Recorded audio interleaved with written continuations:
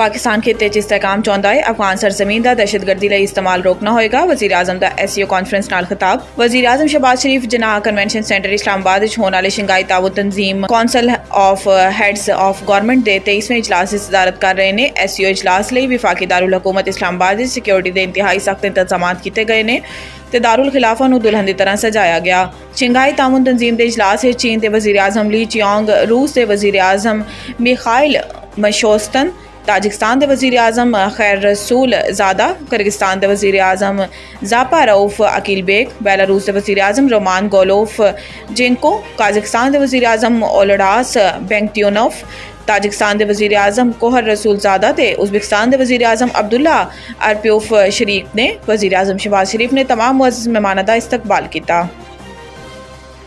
अमन का मतलब दहशतगर्दी ते इंतहा पसंदी के खिलाफ सख्त रवैया इख्तियार करना है। भारतीय वज़ीर खारजा का SCO इजलास खिताब। SCO सरबराही कॉन्फ्रेंस नाल खिताब भारतीय वज़ीर खारजा जयशंकर का कहना है कि पाकिस्तान को SCO की सदारत संभालन तो मुबारकबाद पेश करता हाँ। भारत ने इस सदारत को कामयाब बनाने अपनी मुकम्मल हिमायत फराम की है। जयशंकर का कहना है कि असी एक ऐसे वक्त मिल रहे हैं जो दुनिया हालात पेचीदा ने, दो बड़े तनाज़ात जारी ने जिन्हों के आलमी असरात मुख्तलिफ ने। इन्हों का कहना है कि कोविड ने तरक्की पजीर ममालिक को सख्त नुकसान पहुंचाया है। शदीद मौसमी वाक़यात, सप्लाई चेन की गैर यकीनी सूरत हाल ते मालियाती अदम इस्तेहकाम तरक्की की राह ते हाइले। भारतीय वज़ीर खारजा जयशंकर का कहना है कि राबते का फरोग नई कारकरदगी नूं जन्म दे सकता है। लॉजिस्टिक ते तवानाई के शोबे बड़ी तब्दीलियां आ सकदियां ने। माहौलियाती तहफ़्फ़ुज़ ते मौसमियाती तब्दीलियां ते इक़दामात लई ताउन दे वसी मौके ने।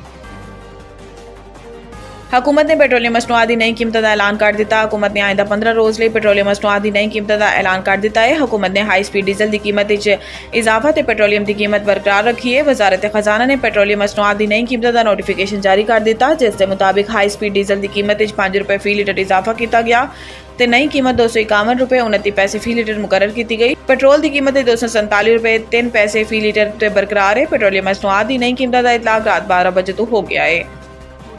सिंध इन्फेक्शियस डिजीज़ अस्पताल के तिबी अमले खुराक का बूस्टर लगवाने का फैसला।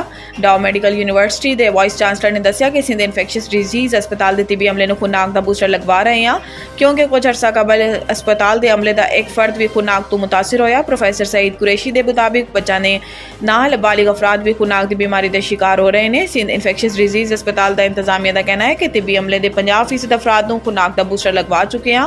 माहिरीन के मुताबिक खुराक डील करने वाले तिबी अमले ते ICU के अमले बूस्टर जरूर लगना चाहिए है। सिंध खुराक टीकाजात प्रोग्राम नाकाम हो चुका है। इनू असर तश्कील दे के फाल किया जाए।